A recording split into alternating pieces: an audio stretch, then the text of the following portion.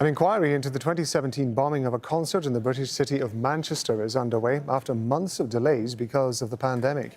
22 people were killed when an attacker detonated his explosives at a concert by singer Ariana Grande.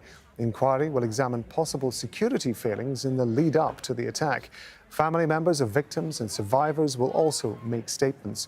Last month, the bomber's brother was jailed for life for his role in the planning of the attack.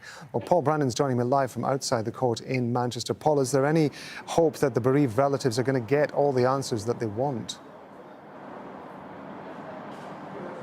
Well, there's certainly a high level of expectation from the relatives that they will get answers to exactly what happened in that bomb attack and the lead up to it.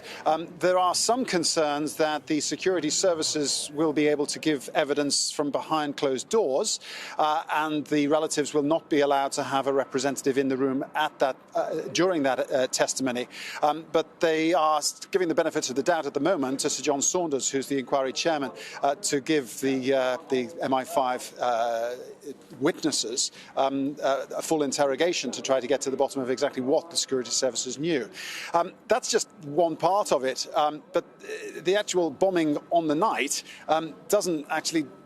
You need to look a lot wider at what happened before that, because it seems red flags were being raised about Salman Abedi and his actions even before that. And joining me to discuss that is Mohammed Shafiq. He is the chief executive of the Ramadhan Foundation, based here in Manchester. And as you have said at the time, Mohammed, this guy was known, and he was known within the community, and the community itself was raising the alarm.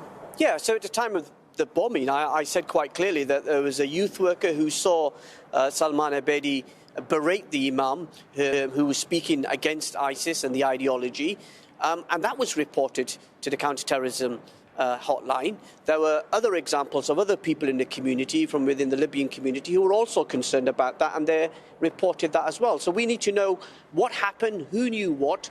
And I think the other aspect of it, which is really important, is that ultimately the person responsible for this heinous crime is the terrorist and his brother. But overall, we've got to learn lessons to make sure that it doesn't happen again. And if, God forbid, it does happen again, our intelligence agencies, our police and our emergency services are prepared for that eventuality. Now, the Kerslake report, which came just months after the bombing, praised the civic response and the civic cohesion that was here in Manchester, that the Muslim community was not vilified broadly. The criticism was kept just for the bombers themselves.